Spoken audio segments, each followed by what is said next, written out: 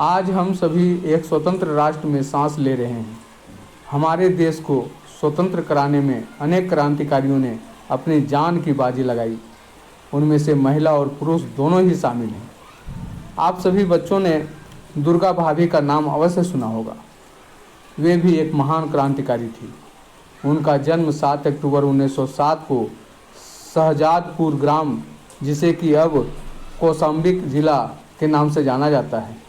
बहुत ही कम उम्र में उनका विवाह लाहौर के भगवती चरण बोहरा के साथ हो गया था। उनके ससुर रेलवे में उच्च पदाधिकारी थे।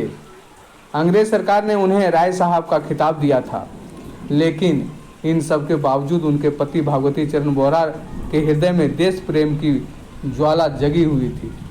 वे देश को स्वतंत्र देखना चाहते थे।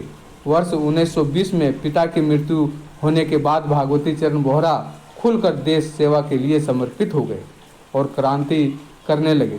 यह देखकर दुर्गा भाभी के मन में अपने पति के प्रति केवल गर्व की अनुभूति हुई, अपितु वे भी देश सेवा के लिए समर्पित हो गई।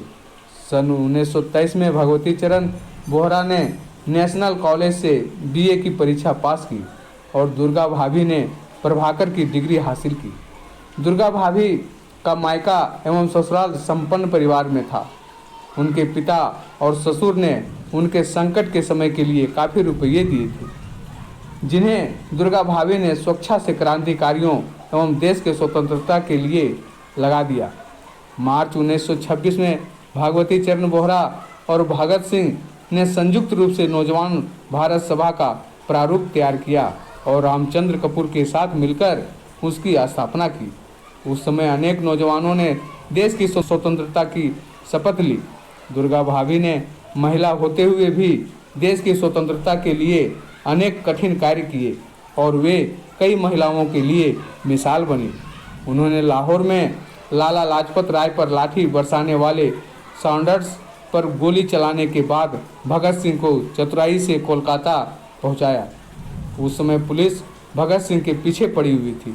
उस समय दुर्गा भाभी अपने छोटे बच्चे के साथ भगत सिंह का वेश बदलकर रेलवे में लाहौर के लिए निकल गई। अंग्रेज भगत सिंह को पहचान नहीं पाए और दुर्गा भाभी ने अंग्रेजों की आंखों में धूल झोंककर महान क्रांतिकारी भगत सिंह को सुरक्षित पहुंचा दिया। यह सोचने वाली बात है कि यदि अंग्रेजों को दुर्गा भाभी पर थोड़ा सा भी शक हो जाता तो क्या होता। दुर्गा भाभी अपने घर आने वाले हर क्रांतिकारी की बड़ी सेवा करती थी, इसलिए सभी क्रांतिकारी उन्हें दुर्गा भाभी कहकर पुकारते थे। उन्होंने पिस्तौल चलाने की ट्रेनिंग लाहौर व कानपुर में ली।